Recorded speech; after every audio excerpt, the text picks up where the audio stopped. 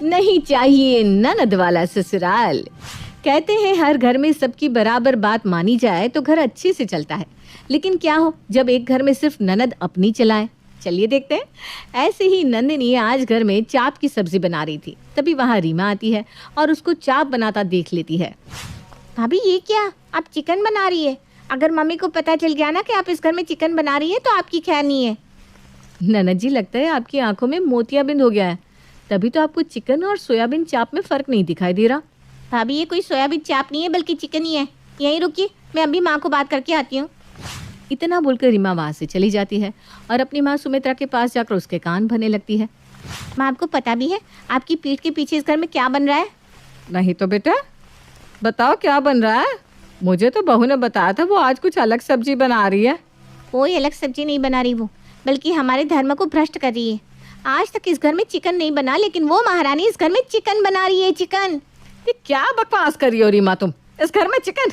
नहीं नहीं, वो इस घर में चिकन बना ही नहीं सकती, क्योंकि उसे भी पता है कि इस घर में चिकन कोई नहीं खाता। अरे माँ, इस घर में कोई नहीं खाता, लेकिन वो तो खाती है ना। तुम कहना क्या चाहती हो कि नंदिनी घर में चिकन बना रही है? नहीं तो क्या।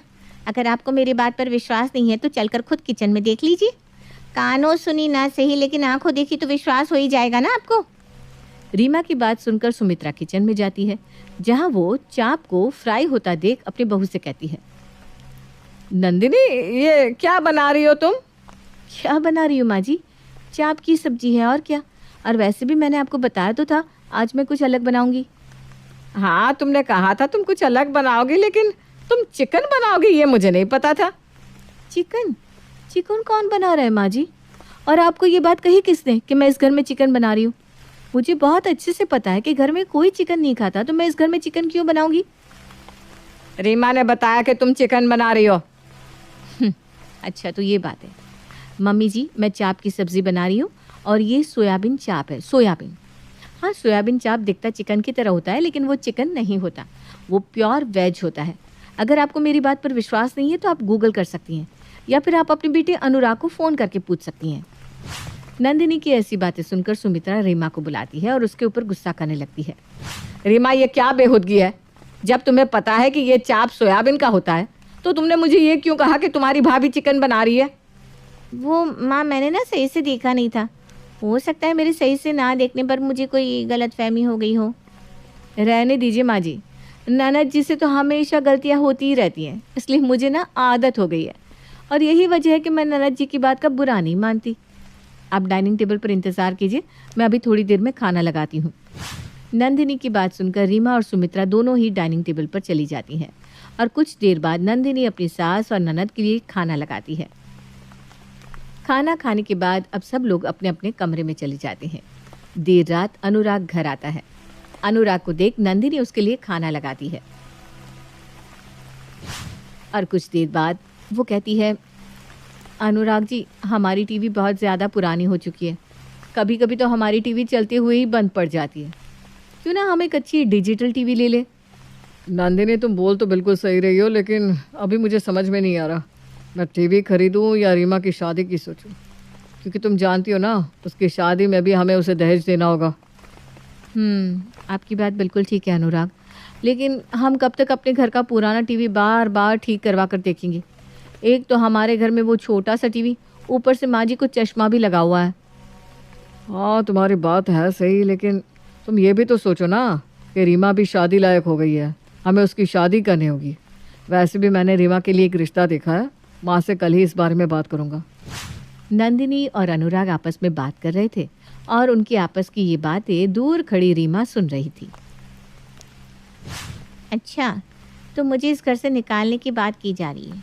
कोई बात नहीं, भैया माँ से शादी के बारे में बात करें उससे पहले मैं ही माँ के कान भर दूंगी। इतना बोलकर रीमा अपनी माँ सुमित्रा के पास चली जाती है और एक बार फिर अपनी माँ के कान भरने लगती है। माँ, आपको पता भी है आपकी बहू आपके बेटे के कान भर रही है। क्या बकवास करती रहती है रीमा तू? मुझे तो अब तेरी बात पर विश्वास ही नहीं होता। और भला बहू अनुराग के कान क्यों भरेगी? अनुराग मेरा इकलौता बेटा है और वो इस घर की इकलौती बहू, तो उससे उसके कान भरने की ज़रूरत ही नहीं है। अभी भैया इकलौते नहीं हुए हैं माँ, अभी मैं हूँ इस घर में, इसलिए मुझ पर भी ध्यान जाता है भैया का। और अगर आपको मेरी बात पर विश्वास नहीं हो रहा ना, तो आप खुद ही भैया से पूछ लेना कि भाभी इस घर में टीवी की बात कर रही थी या नहीं। भाभी इस पुराने टीवी को बेचकर नया टीवी लाना चाहती है, वो भी डिजिटल। उस दिन की बात से सुमित्रा रीमा की बात पर विश्वास नहीं करती थी। वो उसे अपने कमरे में जाने के लिए बोल देती है। अगले दिन अनुराग अपनी माँ से रीमा की शादी की बात करता है। माँ, मैं यहाँ आपसे कुछ ज़रूरी बात करने आया हूँ। हाँ बेटा, बता क्या बात है।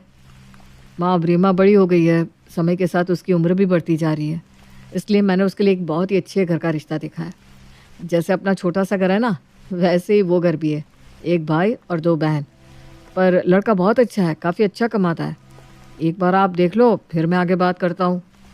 बेटा, मेरे देखने से क्या होगा, रहना और पसंद करना तो रीमा के ऊपर ही है ना। अब वो इस शादी के लिए हाँ करेगी तो ही तो शादी होगी। हाँ, तो ये फ़ोटो आप भी देख लो और रीमा को भी दिखा दो। लड़का बहुत अच्छा है माँ, कमाता भी बहुत अच्छा है, अच्छी फैमिली है, और मैं यकीन के साथ कह रहा हूँ कि रीमा इस लड़के के लिए मना नहीं करेगी। सुमित्रा अब लड़की की फ़ोटो दिखती है। सुमित्रा को रीमा के लिए वो लड़का पसंद आ जाता है। लेकिन जब सुमित्रा वो फ़ोटो लेकर रीमा के पास जाती है और उस लड़के का बायोडेटा उसे बताती है तो माँ, लड़का अच्छा है, अच्छा कमाता भी है, मुझे लड़का पसंद भी है, लेकिन मैं इस घर में शादी नहीं करूँगी। क्यों ननद जी, आप इस लड़के से शादी क्यों नहीं करना चाहती? क्योंकि इसकी 2 बहनें हैं। आप समझ रही हो भाभी, 2 ननद। मैं ननद वगैरह को नहीं झेल सकती। मैं उसी घर में जाऊंगी जिसमें इकलौता लड़का ही हो। रीमा, 5 उंगली एक बराबर नहीं होती। पर क्या हुआ अगर उसकी 2 बहन है तो? अरे आज है कल नहीं है। भाभी, आपको पता नहीं है ननद कितनी तेज़ होती है। सास बहू के बीच जितनी भी बहस होती है ना, उन सबके बीच ननद का ही किया कराया होता है। इसका मतलब तो ये हुआ कि मेरे और नंदिनी के बीच में जितनी भी लड़ाई होती है उन सब की आग तू ही लगाती होगी। माँ, मैं ऐसी नहीं हूँ। मुझे क्या मिलेगा मेरे ही घर में आग लगाकर? हाँ, तो इस लड़की की बहन भी ऐसी नहीं होंगी। देखो, संडे को लड़के वाले आ रहे हैं, इसलिए तुम रेडी रहना। और ये बात मैं खुद से नहीं बोल रही, बल्कि तुम्हारे भैया बोल कर गए। नंदिनी की बात सुनकर रीमा अपना मुंह बनाकर वहाँ से चली जाती है। शाम को नंदिनी अनुराग से कहती है, अनुराग जी, मैं क्या कह रही थी कि अब तो नंदिनी का रिश्ता भी पक्का हो जाएगा। अब उसकी शादी के लिए हम सामान लेंगे, तो क्यों ना हम अपने घर के लिए भी टीवी ले लें।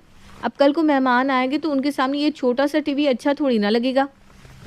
नंदिनी की बात सुनकर अनुराग उसकी बात से सहमत होता है और अगले ही दिन वो एक बड़ा और महंगा टीवी लेकर आ जाता है अपने घर में। इतना बड़ा और महंगा टीवी देखकर रीमा एक बार फिर अपनी माँ के कान में बुदबुदाने लगती है। देखा माँ, क्या कहा था मैंने आपसे?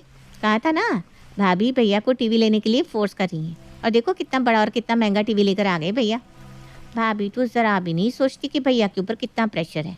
अरे कल को मेरी शादी होगी तो उसमें भी तो खर्चा जाएगा ना। लेकिन नहीं, इन्हें तो अपनी ख्वाहिशें पूरी करनी है। अगर भैया टीवी नहीं लाते तो क्या बिगड़ जाता?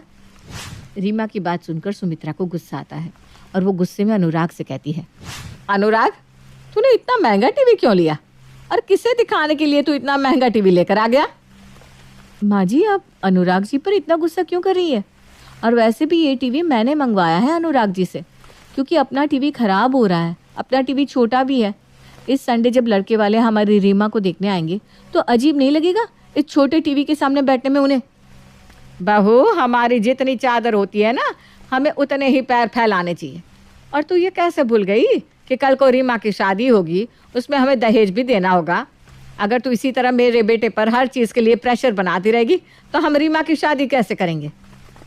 अपनी सास की ऐसी बातें सुनकर नंदिनी के दिल को बहुत ठेस पहुंचती है और वो ना चाहते हुए भी अब बोल पड़ती है, माँ जी माफ़ करना, पर आज पहली बार मैं आपको जवाब दे रही हूँ। ये जो टीवी आप देख रही है ना, हाँ, मैंने अनुराग जी को कहकर मंगवाया है, उनके पैसे से मंगवाया है। लेकिन आप बार बार जो ये बात कर रही है ना कि रीमा की शादी, तो मैं आपको बता दूं कि रीमा की शादी के लिए मैं अपनी एफडी तोड़वा रही हूँ। और ये टीवी मैंने अपने शौक के लिए नहीं, बल्कि इस घर की शोभा बढ़ाने के लिए मंगवाया है। अरे हमारे पास इतना बड़ा घर है लेकिन एक टीवी नहीं है। अगर मैंने एक टीवी मंगवा लिया तो कौन सा गुनाह कर दिया? नंदिनी के मुंह से ये सब जानकर रीमा और सुमित्रा को अपने कहे हुए शब्दों पर शर्मिंदगी महसूस होती है, जिसके बाद सुमित्रा अपनी बहू से माफ़ी मांगती है और रीमा भी अपनी हरकतों के लिए अपनी भाभी से माफ़ी मांगती है और चुपचाप इस शादी के लिए हाँ कर देती है। समय गुजरता है और गुजरते समय के साथ रीमा की शादी हो जाती है जहाँ उसकी एक नहीं दो दो ननद थी।